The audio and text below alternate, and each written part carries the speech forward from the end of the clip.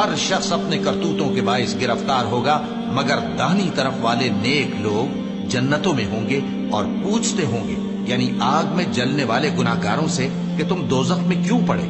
وہ جواب دیں گے کہ ہم نمازیوں میں شامل نہ ہوئے، اور نہ ہم فقیروں کو کھانا کھلاتے تھے، اور ہم بحث کرنے والوں کے ساتھ مل کر بحث کرتے تھے، اور روز جزا کو جھٹلاتے تھے، یہاں تک کہ ہمیں موت آ گئی۔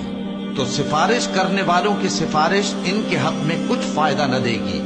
ان کو کیا ہوا ہے کہ نصیحت سے روگرداں ہو رہے ہیں؟ گویا گدھے ہیں کہ بلک جاتے ہیں، جو شیر سے ڈر کر بھاگ جاتے ہیں۔ اصل یہ ہے کہ ان میں سے ہر شخص یہ چاہتا ہے کہ اس کے پاس کھلی ہوئی کتاب آئے۔